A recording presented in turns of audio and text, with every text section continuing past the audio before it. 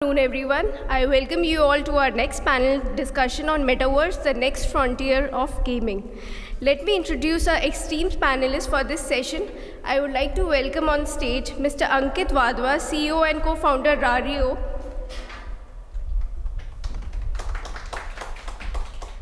Mr. Ravi Kiran, founder and CEO GoLive Game Studio, and Mr. Shrey Mishra, co-founder XR Central. To moderate this session, we would like to call upon Mr. Udit Sethi, Director KPMG.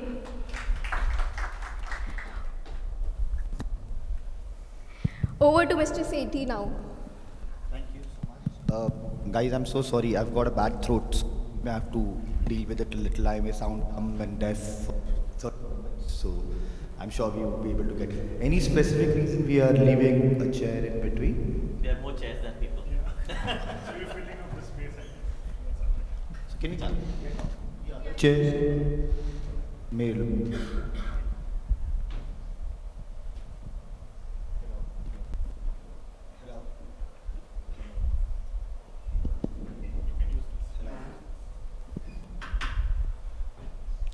Hello. Okay.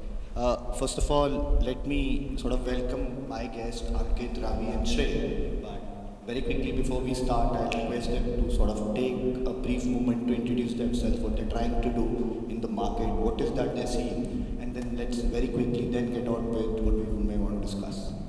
Great. Ankit Wadhwa, I'm the CEO and co-founder of Rario. Rario is a cricket collectibles platform based built on NFT technology. We license, so we sell licensed player cards, just similar to what you may remember from cards of younger generations. The WWE ones. Yes, and also cricket. So we sell those, but those cards are NFTs that you can utilize in games, and they bring you a lot of benefits. So we call ourselves the ultimate cricket fan club, because once you own a card, it opens. It's a way of getting into the inner circle of cricket, whether it is with digital engagement, which comes from games and apps, or with physical engagement, where we have meetups with players. You know, the IPL is coming soon, so there will be many activities related to that as well. Thank you so much, Ankit. Ravi. Hi everyone, this is Ravi. I head a group of companies under the banner called GoLive Games. We fundamentally build games, we publish games. We have a few companies looking into esports, creating esport IPs, tournaments, collegiate festivals and so on. So I'll explain more about our products questions as well, because our products are very core to the topic. But our claim to fame are IP-based games. Like we build games on Jungle Book, and now cricket. So very soon you'll also see some cricketer themed or cricketer IP based games from our slate. Thank you so much, Ravi. Hi everyone, I'm Shrey. My journey started off with gaming, so that's why you see me here. So we started off with a gaming community called Gaming Central, where the whole idea was to see how many gamers are there, do they really buy games and those sort of things. But very quickly we graduated into being a conduit between gamers and brands.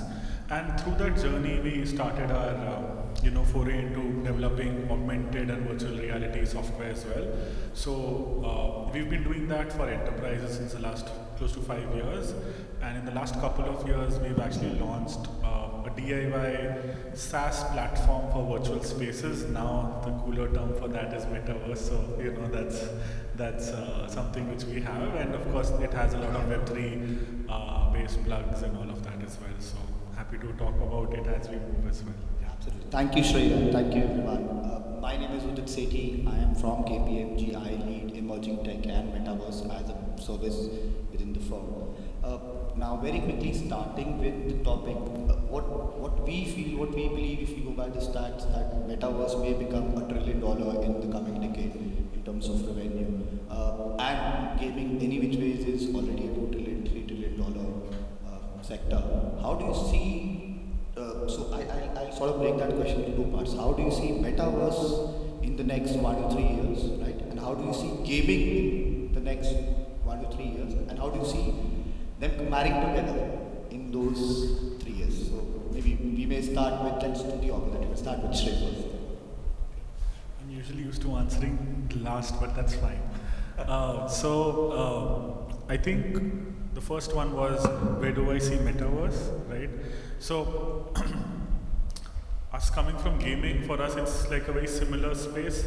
So a lot of persistent stuff like online lobbies and be it games like World of Warcraft or Dota have been there. So for us it's an extension of gaming. So that's how we usually treat our product as well.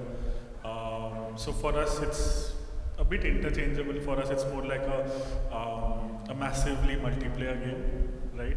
That's one. The other bit is that how do we see it intermingling with gaming? I think a lot of brands want to sort of leverage the metaverse today, and it's also because there's just such a huge volume of Gen Z on the platform, and I think that's one of the things which you will see in the next few years. In the short term, like in the next 2 to 3 years, you're going to see a lot of brands experimenting with the platform. Now, where do we come in, and what's generally our thought is that we've been trying to work on something which is extremely accessible and extremely easy for people to use. So our platform or our definition of the metaverse is that you can access it anywhere. So you can access it on the web browser and on the smartphones. If you happen to have a VR headset, you will be able to access it on the VR headset as well. And then of course, as you move, the computing is going to come to your glasses and all of that. So that's how it is. Yeah. So I'll try to break it down from a gaming perspective alone. Of course, there's also a good example I want to take.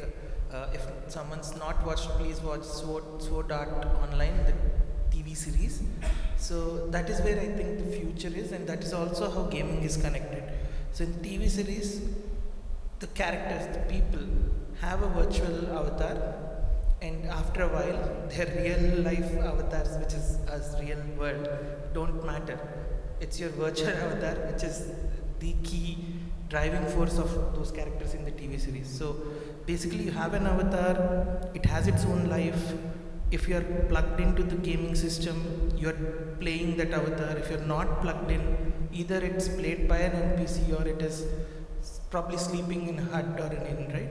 So when we look at games and metaverse, the games which have the capability for massively multiplayer activities, like World of Warcraft being a classic example, and the ability for a player to have his or her own avatar or a character which can be built is that classic definition of metaverse. That is where a lot of people are already calling Fortnite or World of Warcraft as metaverse, and they're correct in that definition because almost all the traditional things are ticked.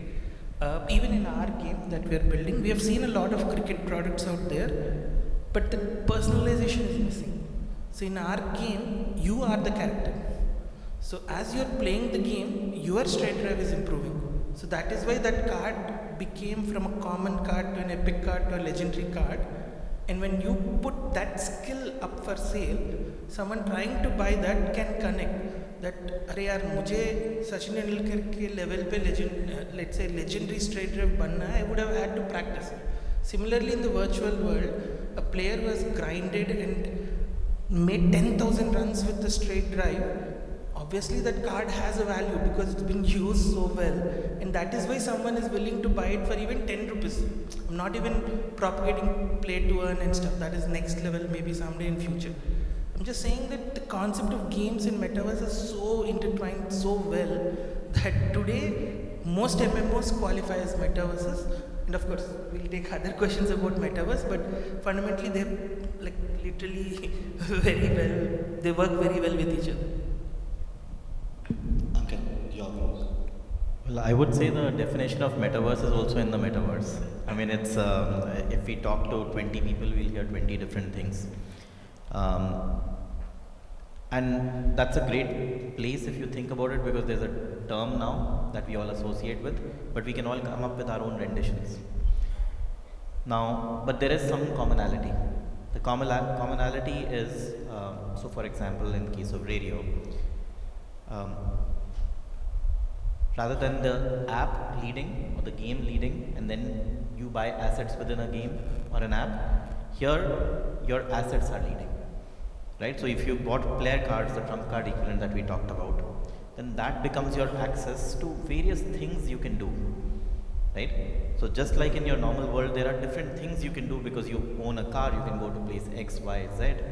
Now you own an asset, which is a player card. There are things that you can do, and what things you do are not necessarily defined by the central authority, the game developer.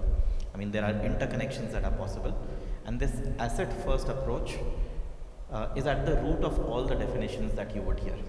Some renditions of the definition could go in the direction of XR, where you have a virtual world like a headset. Other definitions could be as Ravi also mentioned, that it's a progression of the asset that you're looking at. In our case, I think there are some elements of all of them, but the way we see it is, once you own the player card, now you have access to an app store that is enabled with these player cards. We haven't yet looked at it from the perspective of 3D worlds. Maybe that will happen. I think there are different paths that we'll all take in the future. I think everything converges down towards working, right? So I would say the definition is still fluid. There are some initial thoughts coming. I mean, Facebook obviously has impacted the definition to a very large extent. Meta. Yes. So by naming the company, I think that provides some direction to the whole world. But I still think, like even for them, they are trying to figure out where this goes, and for all of us as well. But there are some very interesting sort of steps that everyone has taken. Absolutely. So, Ankit, Ravi, and Shrey, thank you so much. So, my next question is somewhat related to what you just spoke about right now. You spoke about data, you spoke about people, you spoke about interactions, collaboration, assets, ownership. But there are a lot of dimensions coming together. Now, there is not one player who is leading in each of these dimensions. Whether I talk about infrastructure, software, experience, content. Content becomes a lot more relevant when you're talking about Metaverse because you need to render content at the end of the day. How do you think the ecosystem is evolving? And was COVID an accelerator for that Metaverse and virtual interactions to sort of gain speed, given that entire transition of Facebook to Meta? Was that an accelerator suddenly in disguise?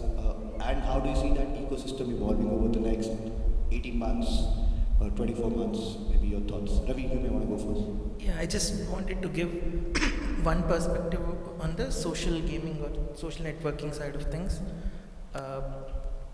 If you look at what's happened over the last 10 to 15 years, social networks rule the roost, especially they rule the ads and like the media space in general, like companies like Facebook and even Google in a silent way through its own set of social networking tools. That did not work very well for creators. So just literally in the last 3-4 years, we have seen the creator economy like mushroom, and it's becoming massive. And at the same time, Metaverse coming out has become like a boon for all the creator economy, because in the Metaverse, the developers or creators of Metaverse are giving a lot of freedom to creators, and thus directly connecting them with the end users who are the gamers or the consumers. So creators will probably push a lot of content, and content is king, as we know. So creators will probably directly monetize without a centralized stuff, and that is where metaverses which are decentralized are also becoming super popular. And I mean, all of this is coming so well together. I think creators will be the first beneficiaries, and then consumers will be the next beneficiaries, because there is no massive conglomerate eating up all of the revenues and stuff. What about platforms? That's what I'm saying. Consume using a Decentralization makes those platforms less powerful, less relevant, is my thought process. Well, I think depends also to an extent. Through our partnerships now, we have official rights to about 1,500 to 1,700 international cricketers, international and domestic actually. This comes from more than 180 deals we signed directly with players. We've signed more than 6-7 cricket leagues now, and we have 5 country boards, and there are many more things that are in the pipeline. All of this is aggregated together into a set of rights that we have as player cards. Now these cards are available to developers who want to come and work with us and say, I want to utilize this in my game, right? The job of a platform also changes to an extent, right? Like what we are able to provide, it would take forever for everybody to go to the same content creators in this case, right? So we are bringing that together into one platform. I mean, it's a thriving economy in terms of transactions. We are already doing, we are in the top 4 or 5 NFT platforms in the world in terms of how many transactions we are doing per day, user interactions. I mean, that's the scale that cricket brings to you, right? So that's happening, and that becomes available to someone who wants to build a game on top immediately. So there are, I mean, I think the roles change, but there is aggregation possible from a platform which is beneficial to the entire ecosystem. Just adding on to what Ankit was saying, this is the shift, right?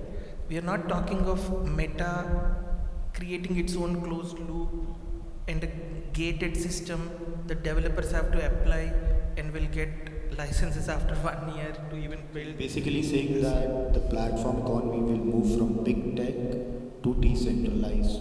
Decentralized, and like Ankit was mentioning, fully supportive of the developers, creators, and that is a huge shift. I mean, I remember a decade ago, we ordered Nintendo development kits from Japan. It came 6 months later.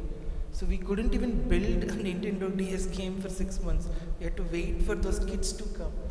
That was a very gated system, the console, PC era of the old. I mean, at least in gaming. Today's world, like platforms are inviting us to build on top of their platform. That's like too good to be true, right? Maybe, Shrey, why don't you share your view? Yeah, so similar to what I think both of them added, it's certainly much more open in this in the Web3 era, or I would say the Meta era. It's easier to get started. It's not that open source didn't existed, but especially in the gaming, right? If we had to develop on the Xbox, the ID program was really late, right? So I think it's much quicker now. That's certainly there. For platforms like us, what we're doing is that we're making it simpler for any developer to come in and get started as well. So of course there's a no code part to it also, where you don't really need to code much. You can just get started with the GUI, but there's a low code part to it also. On the other side, I think where Meta is going, or I think where I'm coming from, is what they have done is they've certainly given a huge push because they're one of the larger ecosystem players, and also I think they're also giving a huge push on the hardware side, because they might be emulating of a company like Microsoft and Apple, right? Because they would compete with them, not with us, right? So for them, they want to be the Apple or Samsung or those, you know. So I think they're also doing that hardware play, and that's why you see that whole push on Oculus so much. So I think my thought on this one is I wanted to bring in that dimension to say, if you look at the stack of Metaverse, you have infrastructure, you may have hardware, because it has to run on an infrastructure. You'll have a hardware to view or experience that in a virtual environment. You will need software tools on top of that. You will have platforms like yours which will bring those use cases to life, and they will have content and experience, giving life to all, right? So one view, the other dimension across all of these, do you think there would be consolidation, or all of these may tend to expand separately again as each dimension, or we may see more consolidation happening at certain layers? So maybe some thoughts around. I don't think there will be one metaverse, so that is where I think that consolidation is not even needed.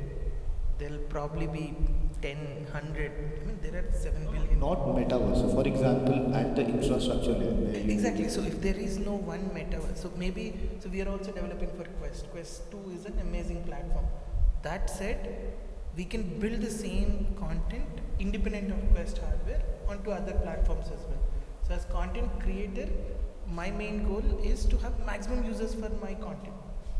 And if there are 10 metaverses out there which can consume my content, I'll put my content in all 10 of them. So that hardware monopoly and stuff might not happen, because there will be multiple successful metaverses, is my thought process. I think the ecosystem is evolving, the requirements are changing, so consolidation is a reality. If you look at just the Indian context, Um, I think the regulatory ecosystem is different from the rest of the world. We have strong views on usage of blockchain technology for cryptocurrencies, right? So there are local requirements that will define and shape how we emerge in this ecosystem, right? Partly we see it as a benefit as well, because when you're on the gaming side of things, you're not trying to do cryptocurrencies. Yeah? You're trying to build a game. This just makes things clearer, because there are people who've been trying to kind of walk the sort of the line at the cusp, right, of those two. So I think as the ecosystem evolves, you will see what emerges eventually, and things will get consolidated into things that are working. So just as an example, we built our own blockchain, which is a cryptocurrency-free blockchain, right? Because I mean, we are building for gamers who will be excited by cricket-related engagement. They don't care about, actually, for most people it's too complex and onboarding. I'm used to using UPI and rupees. Why should I go through the 15 steps that are involved and understand my tax implications of actually buying those cryptocurrencies before? I mean, I'll give you an example. One of the platforms that started before us out of Europe for football, it's called Sorare. A survey was done amongst their users. About 40% of the users actually account for the price of Ethereum in the gameplay. Right? So the cryptocurrency actually affects their decision making on gameplay and which cards and assets they should own, because they're hedging their transactions to an extent. By having this clarity, you're building for cricket fans, you're building a game. Right? It keeps us compliant. And I think that's for us, but I'm sure there are many people who are thinking in different ways. Eventually something will consolidate into what the overall direction, which could be geography specific, which could be global, will as and when it emerges. So I think eventually you will have all the layers operating separately, but right now there will be many permutations and combinations, different people trying full stack, people trying a layered approach, and I think like it always happens, eventually when things are clearer, the layers define themselves. Fair point. Yeah, I think very similar to the way browsers were, right, earlier, and what you see in browsers right now. You have browsers like Brave and all coming up, and when it started off with Netscape and others, right? So I think especially with Metaverse-based platforms like us as well, we've been extremely flexible as well to market dynamics, because we might actually end up giving out a port where you can sort of select your environment and publish it on various platforms, right, in one go. Because, like, as he rightly mentioned, it's very, we have to be cognizant of the fact that a lot of times people would come in and they might not be very comfortable with, let's say, crypto itself, right? So that's why we've been extremely flexible on those lines. Also, I think, as you see, there would definitely be consolidation. Also, I think how a lot of platforms in e-commerce got consolidated, right? It's certainly going to happen in the next few years. So I think next 12 to 18 or maybe 36 months, it's certainly. Sure, absolutely. And that's a personal view that eventually, even as consumers, you may not want to reach out to 25 platforms. Let's take shopping as an example, right? So there is a cost to get consumers to a platform, which would be borne by some of those consolidations which would happen, would bear that cost. Now, a very interesting point you got in, Ankit, is around regulations, cryptocurrencies. So, and it's important for all of us, two parts to that question. One, with government giving a nod to cryptocurrencies, do you think the ecosystem may change any bit, or the way the business model may change any bit? One. And second, what else can the government do to give this entire metaverse and gaming a push?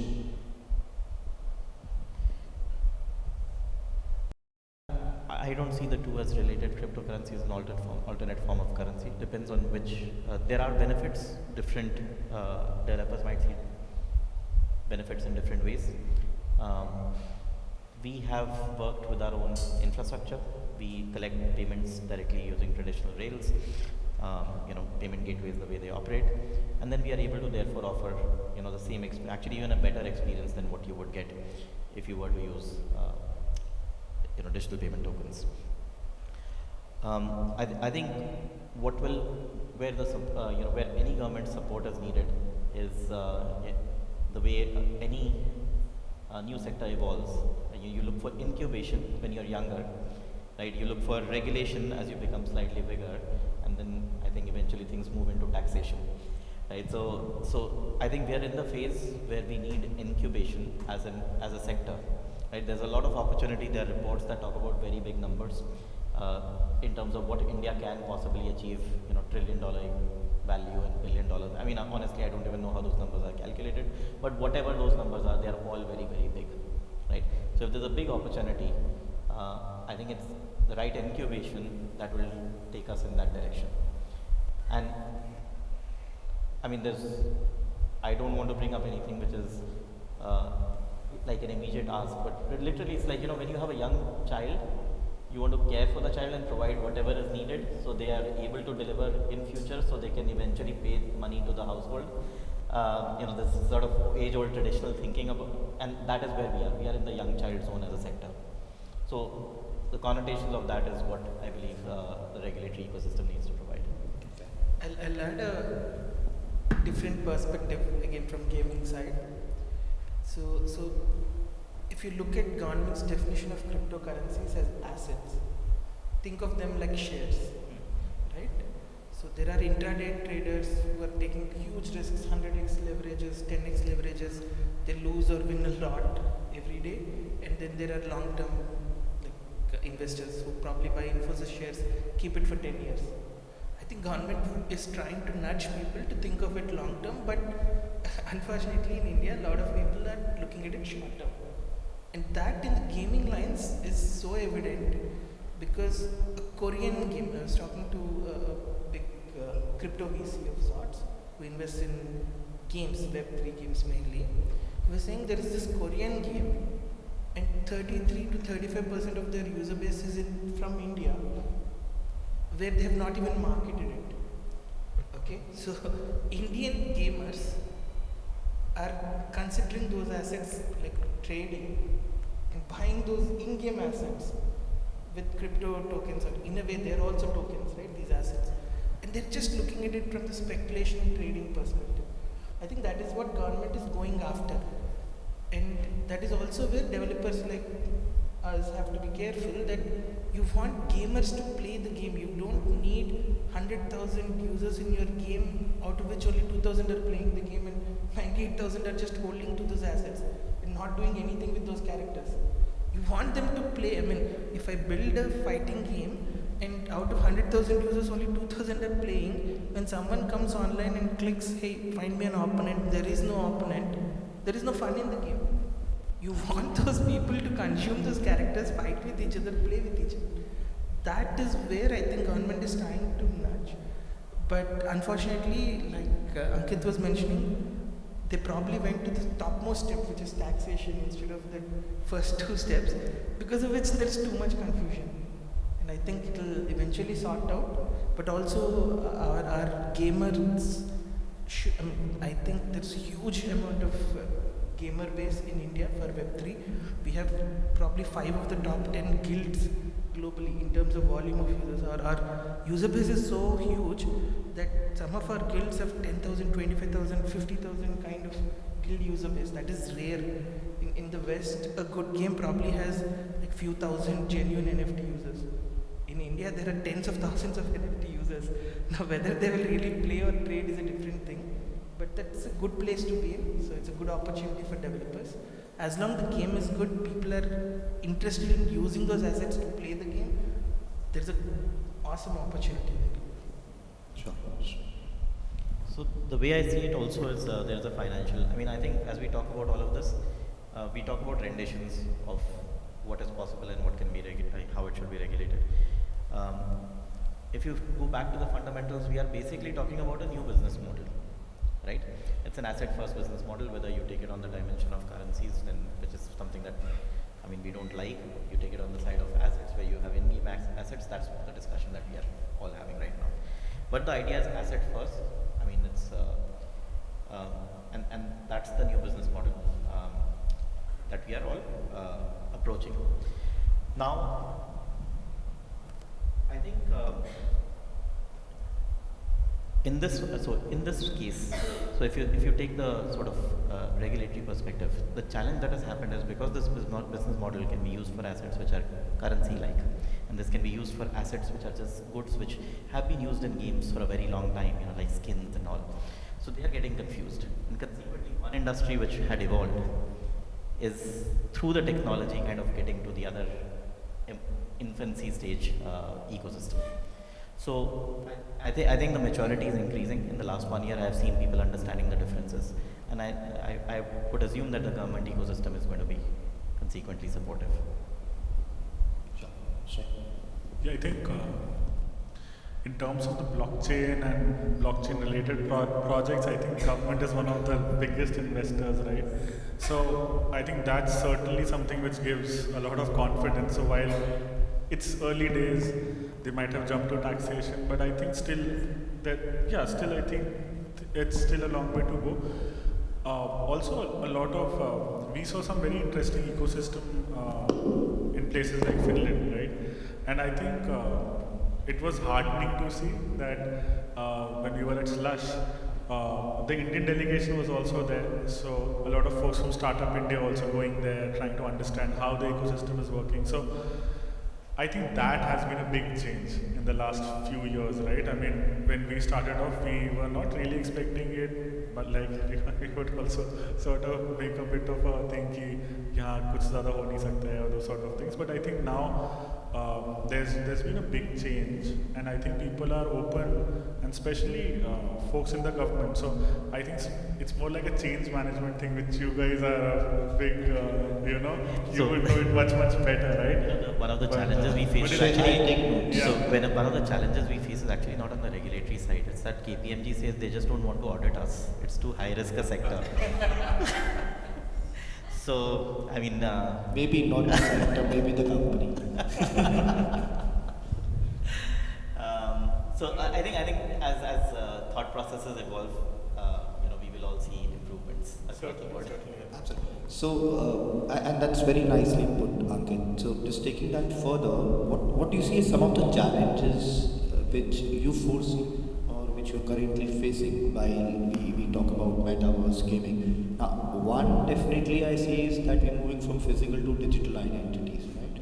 So, obviously, cybersecurity may play a part, because at the end of the day, when that becomes, big tech will also take care of your security, but when that becomes decentralized, and it is your assets, right? And then there are millions of consumers.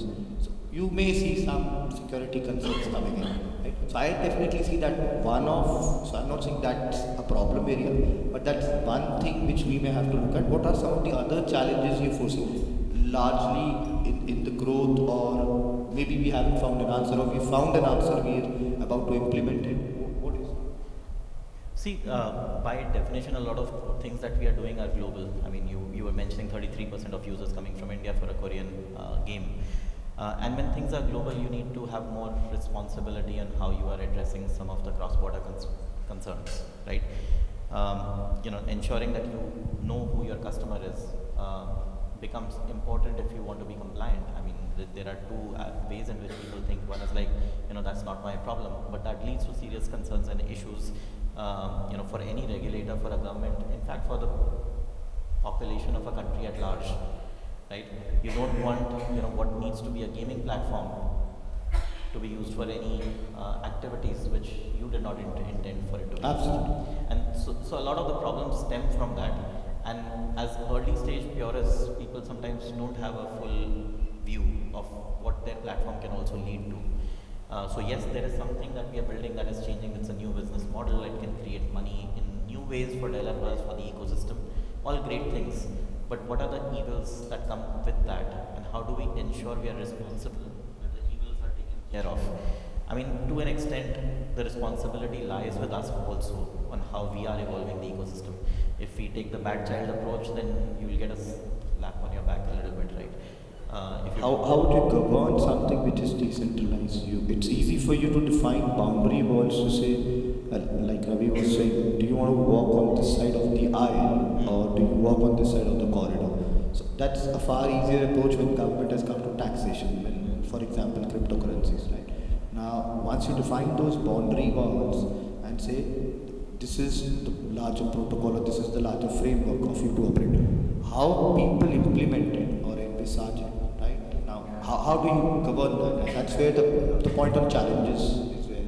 So it is contentious, but I'll share our viewpoint on it. It does not represent a larger viewpoint. Everybody may have a different kind of way to approach it. Our viewpoint is that there is money involved in this play. There are assets which hold value. We need to know who owns it and who's transferring the money. I mean, our focus is building a game. The purest philosophy of anonymity is not what we are solving for. Here are people who are willing to put in their phone number as the first thing before starting to engage with the platform, right?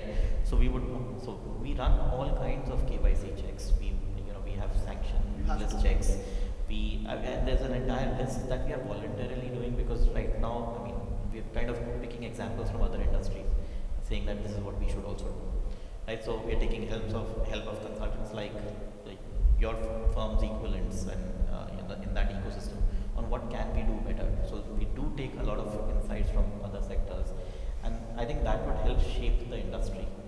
I mean, end of the day, we are in a democracy and the government represents us and our interests, they come from us. It's not us versus the government, right? So sometimes you need to have an understanding both ways, right? I think the regulatory concerns are very, very real, right? You don't want millions of dollars coming into the country untracked, right? So those are the concerns that we have been extremely cautious about, and I think somewhere a lot of the questions revolve around this topic. So I'll give a couple of examples on how people can perceive certain content in the games, especially, right? Let's look at a game like Roblox, which is probably the most classical definition of metaverse out there right now. Maybe with 50 million users. It's 56 million users. Or 50 is the last I heard. I'm sure by the time we walk in, would have added a million. Absolutely. So there are kids as young as 8 years who have started playing it. I think the policy says don't allow less than 13 years, but still people are playing it. So what they understand when they are consuming content inside Roblox is completely different from what a 15-year-old will consume. And Roblox also has 35 plus audience, quite a humongous audience. So what they are consuming. So who's going to put those checks and balances? Who's going to ensure that the right content goes to the right people and stuff is one piece of it. I'll take my favorite example, which is the game called Age of Empires, which I was a pro gamer in. So when you look at Age of Empires, it's called one of the most educational games of all time. It talks about history, it talks about different cultures, what kind of characters used to be there, how to defeat someone, strategy, real-time thinking, a lot of things. But there's also a complaint that people who play Age of Empires a lot, they don't care about killing people in hundreds and stuff, because in that game, if I needed to win with Shrey, I'll probably send some 100 knights and mow down his 200 army and win the match. Just as an example. So content consumption in games has a lot of meanings to it. No one is making any sense of it. Everyone is just looking at the entertainment value. As long as we are looking at entertainment value, it is amazing. It's the best time pass out there. I mean, movie is one director's vision. In a game, the player is the director. So it's like probably 100x more dopamine effects and stuff.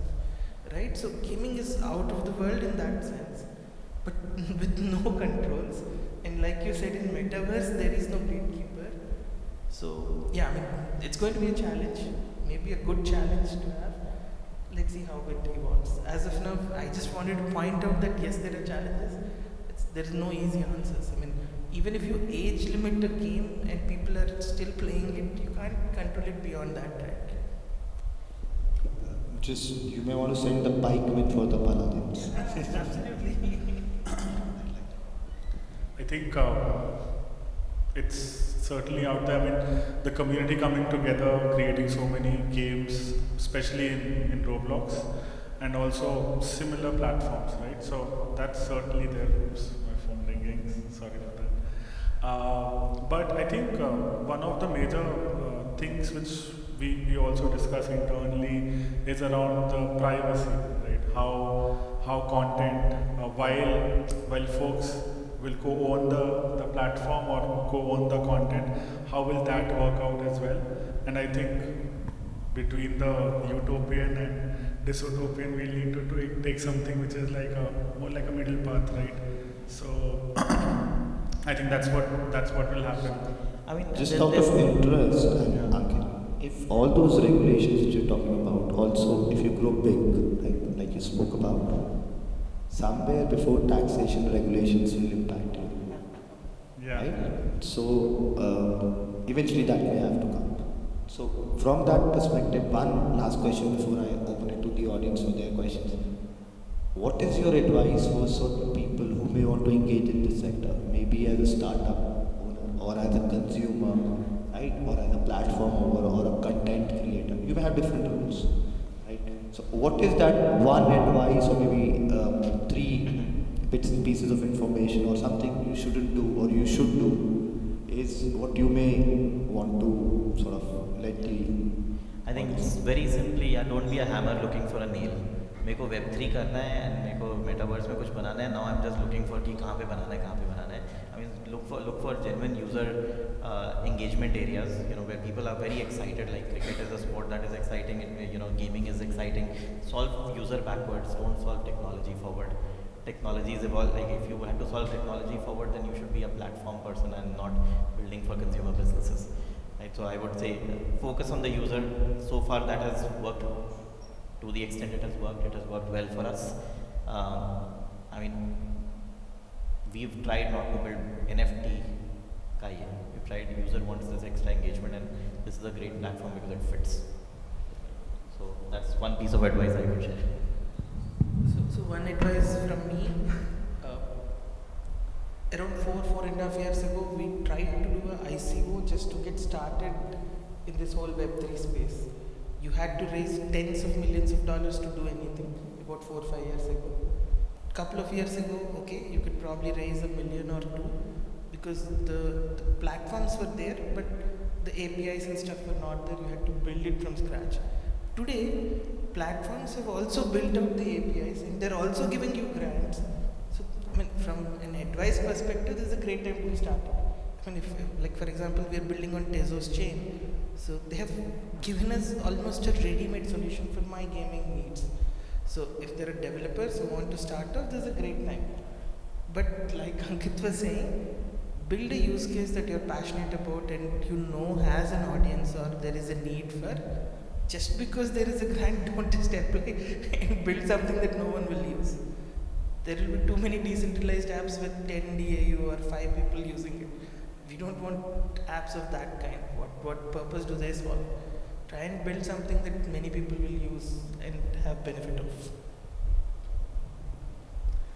Most of the gyan has been shared, but yeah, I think certainly build, that's certainly there, because if you go back and think too much, that also takes off a lot of time, and of course also not chasing the jargons, right? Because that's the biggest loophole, right? Because today when a lot of game devs do come to us as well, they will throw in like NFT, another acronym and all of that. But the bottom line is, if a game is good, you'll end up playing it and get hooked to it. If it's shitty, but it still uses Metaverse and NFT and all of that, you'll not play it, right? So I think the focus has to be on not chasing the jargons, but focusing on the basics. I think all the other stuff, like Ravi also mentioned, it's all available as APIs, or devs will give, platforms will give you, like you're giving the cricket infrastructure, right? So if someone does build a good cricket game, all they need to do to add the Web3 layer is just uses APIs, isn't it? So, so I think that's certainly there. So yeah, simple. I mean, just build something which people want to play rather than chasing the jargons. I'll add one more point. So last 2 years there was too much hype around pay to earn model, right? I think that was very detrimental to Web3 gaming in general. So fundamentals of gaming, time is equal to money. I mean, either people put time or they put money and buy some in-app purchase and stuff to like cover up because they couldn't put time. In pay to earn, the same fundamentals were there. But when people made a mountain out of pay to earn, it hurt the whole set of Web3 games that were coming out because now people had unrealistic expectations that you will play, you will enjoy, and you will also earn, and not just earn like pocket money, but earn very handsomely as a job. That's like, I want to go watch a movie, but the director has to pay me to watch his movie, and if I don't have one, he probably has to pay me 10x more or what. It's an unrealistic situation, right? Just wanted to bring that out, that pay to earn and stuff, just because there are jargons, like Shrey was saying, don't just change your business model, build something good. I think everything else will fall in place. Ravi, that's not for the consumer who's earning money. They may be enjoying, but definitely for the parent organization. Now, there's one question only for Shrey, because he's answered all the questions at the last. So, Shrey, which is the sport, gaming, which game do you enjoy the most? I've been playing Ace Combat. I'm playing Animal Crossing as well. So, yeah, I mean, some of those. Animal Crossing is on Nintendo Switch. It's fun. It's got a lot of traction. A lot of kids play it. So I think I would really encourage all of you to check it out. It's fun to play. And Ace Combat is something which I really liked. It's more of simulation flights. It's like an arcade flight simulator. Yeah. With that, I open it to the audience to ask questions. Feel free. Maybe if you can raise your hand, we can ensure that the mic gets to you. Anybody, any questions? I think it's very silent. You should probably listen to them if they answer. Yeah, right. My name is Sumit. Interesting point around Roblox just mentioned. Something really came to my mind that you said under 13 is obviously the maximum population that play Roblox Metaverse and probably consume the gaming content inside it. Now, when you look at a couple of things over here, they are probably, if I in their shareholder presentation last time around, when I see they are witnessing 15x growth year over year in India, right? So that's massive. Second, few days back, they mentioned about generative AI being included into Roblox, right? That kind of run my imagination through text, what kind of things you could do in Metaverse. Open to the panel, what are your thoughts and views around generative AI? I think that's something that we haven't touched, so please. While you address that question, do add ChatGPT. It may come in from one of the audience to say how the 4th version or the 5th version may take over, may marry or whatever in the Metaverse, or maybe the Lambda, by the way. I lagged about ChatGPT because that was the first thing that came to my mind. We did some experiments in our studio.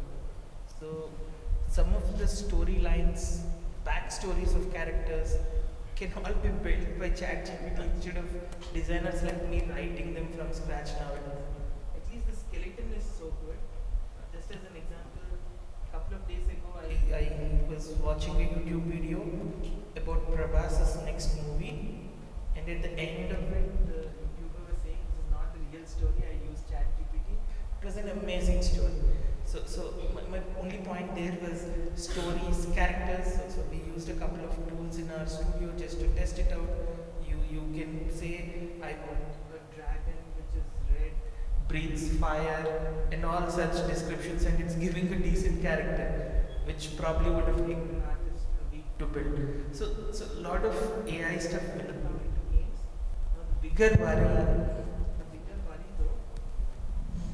worry though is what happens when 8 years, 10-year-old kids let their imagination go wild and ask for something and it pops out into the game, right? I mean, just imagine an 8-year-old girl just talking of a Barbie princess, but in some context and something just popping up inside the game. That is where the problem is. And I think Roblox is one of the most promising companies in that sense that they have done a fantastic job at controlling the content that is being visible. But what can they do if they think the character is a 15-year-old playing while it's really a 8-year-old, right? Now that part even they can't really do much about. Which virtual this year? which jobs will we lose first? That's a pet topic of mine. While we might lose a lot of redundant jobs, I've been giving some talks, so I'm very passionate. I think there will be 3 to 5 lakh jobs in the gaming sector alone. There are about 30 types of jobs that gaming industry has, and India originally started as a back office for a lot of companies like Zynga's, Ubisoft, but as the first generation of gamers who started playing early 2000s are growing, we bring in a lot of original content because we also have our own gaming experiences to share. Earlier we were weaker compared to the, let's say, the West, because they played games for 25 years when they took up gaming jobs, while our Indian employees probably played games for 2-3 years, or maybe didn't play anything at all. But the next set of employees in India into the gaming industry have played games for 20 years. West doesn't have that edge. We have the edge both in terms of talent as well as our cost structure and stuff is much lesser than the West, right? So a lot of jobs are coming. So just Jobs because are coming, not going. not going. I mean, redundant jobs might go away. I mean, if you wanted to copy paste a backstory from some character in some old game, AI will do that for you. You have to write the original story now, but those jobs will. So I'll just paraphrasing, those roles will go, not jobs. I'll just take a classic example of an Uber or an Airbnb. With Uber coming in, now you need a different skill set of people, right? Vis-a-vis, without Uber, you needed a different skill set of people. So the roles may change with AI coming into picture. We still have job for everybody is what we believe, but the roles would evolve, like Ravi is saying. A lot of what we can do, and now that's where we will talk about diversity, not between men and women. It would be men, women, and machines. What about people managing a bot or a bot being a manager? How do you envisage that scenario? So some of those would come back to life. Shrey, please. No, it's fine. I think we are up to time, isn't it? I think I see that Yes, look. we are. Before they kick us out, thank you so much, guys. Thank you for being a wonderful audience. I know there was one question. Can I take just one last question? Hi, my name is Shrey. I'm from Morgan Stanley. Yeah, just wanted to understand, thank you for your, knowledge regarding Metaverse. How is going to change for the tier 2 cities, the dynamics in gaming? You understand that, a larger population right now is more into real money gaming, the user base, paid to earn that you were talking about. How can we lure those people to really get into the pure gaming side and not the the real money gaming, because that's something that India has got a taste of now. Yeah. So I'll take that one.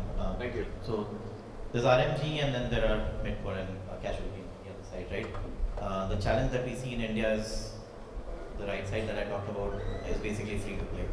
Yeah. Right? People don't pay enough, right? But there is money on this side. So I think what Meta is enabling through the new business model is a new financial system also, where developers, users, creators can all come together, right? It allows you to have that free-to-play approach, but the access is limited through assets. Now you could get some of those assets depending on the rendition by putting in effort. Some places you'll have to pay, but there is an economic model built around it.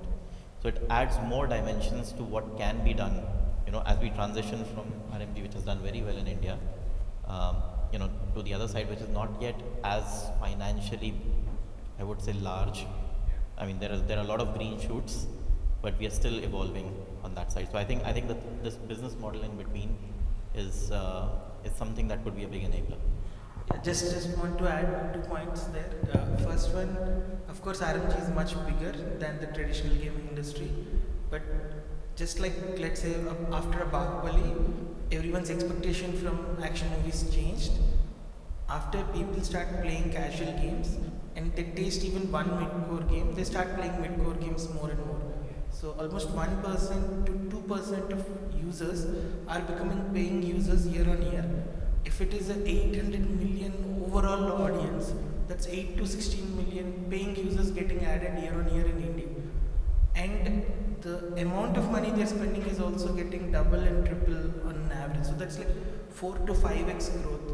So very soon, in maybe 4 to 5 years, our traditional gaming industry will be much bigger than RMG. I mean, just my perspective on that. With that, thank you so much, Prachi. Thank you, IAMAI, for ensuring that we can discuss about this very interesting topic. And thank you, Ankit, Ravi, and Shrey, for your time. Thank you, everyone. Thank you. Thank you. Can we have a quick small photograph?